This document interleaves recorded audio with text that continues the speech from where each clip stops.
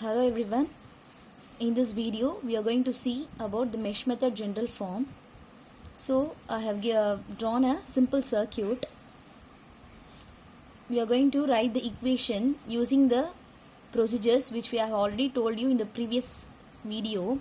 Using that procedures we are going to write the equation for this circuit. So first procedure is we have to take the current direction in clockwise direction, right? So I am going to draw the current direction in both the loops. So this is one loop and this is another loop. So the current flowing through loop 1 will be I1 and the current flowing through loop 2 will be I2. So now we are going to consider first loop. We are going to write the equation for loop 1, that is A, B, C, F, A.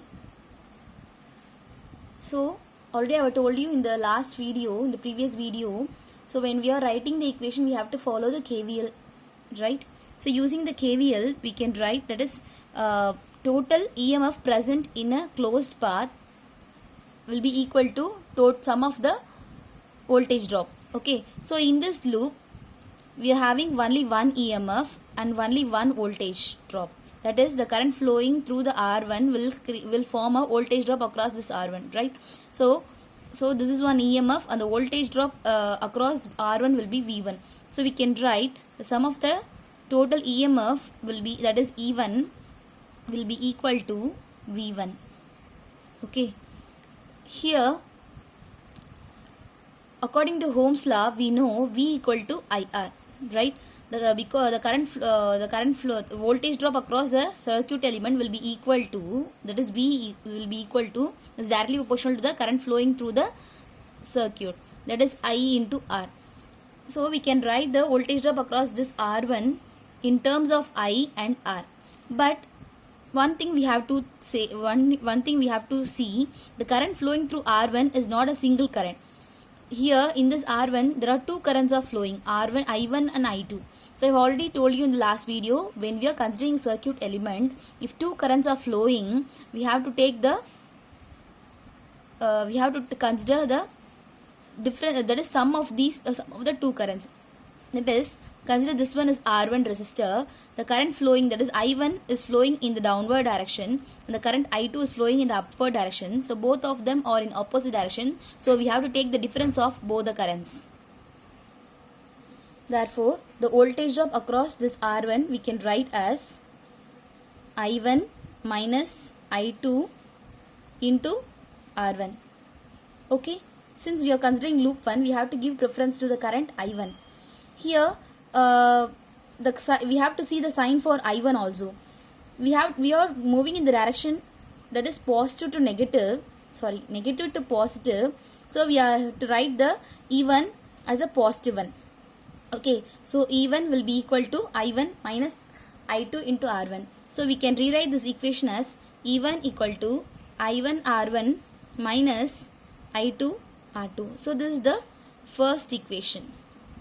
Next we are going to consider the loop 2, that is loop 2 we are going to consider C, D, E, F, C. Okay, so in this loop we are having one EMF and two resistance, that is two voltage drops. So we can write, since we are moving in this direction, so first we will write the EMF in this left hand side and the voltage drop in the right hand side. So when we are moving in the clockwise direction, the EMFs, this EMF will be the value, this EMF will be getting the value in the negative. See, we are moving in the clockwise direction, right? We are moving in the clockwise direction. So we are moving from positive to negative. So there is a decrease in potential. So we have to write minus E2 will be equal to, that is the voltage drop across I1, that is V1, plus the voltage drop across R2 will be V2. So now we are going to write the equation for R1, that is in terms of Ohm's law.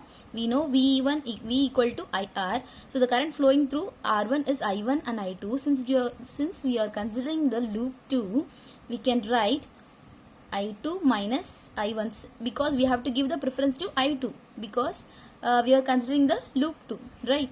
So I2 minus I1 into R1 plus the voltage drop across this R2, since the current flowing through R2 is only one current, I2 only. So we can write as I2 into R2. Okay, so we can rewrite this equation like I2 R1, since we are multiplying this R1 inside this bracket, minus I1 R1 plus I2 R2, that is minus E2.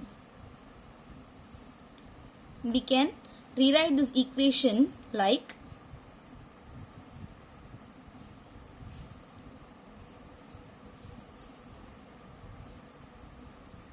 we are going to take the common terms outside, so we can write minus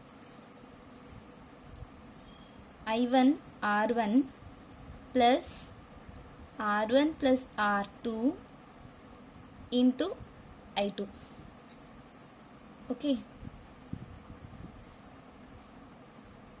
that is the second equation.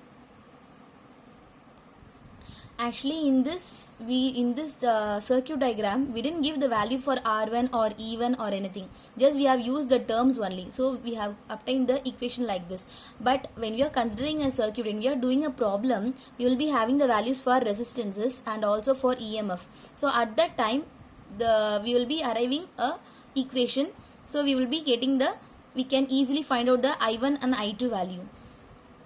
Okay, and using we have to solve these two equations, so you know how to solve that equations method, right?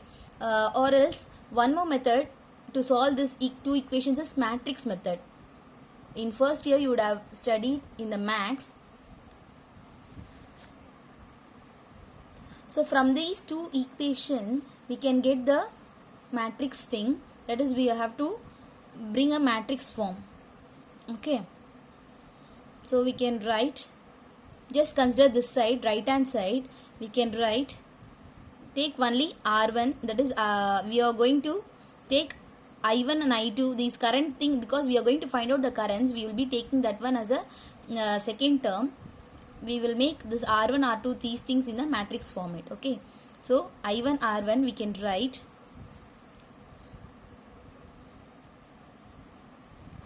R1 minus R2, that is R1 minus R2. This equation R1 term is minus R1. Just take I1 outside, we have to use this minus to R1 only, and then R1 plus R2 into I1 I2, which will be equal to E1 minus E2. If you multiply these I1 and I2 to these equations, you know matrix multiplication, right? So when you do these, you will get these two equations. So you can solve this equation using matrix equation simply, easily. Okay, so we will be having these two values, and then we will be having these EMF values. So using this matrix method, you can find out the I1 and I2. I hope everyone can understood this. So I will explain this method using another simple problem, okay, in the next video.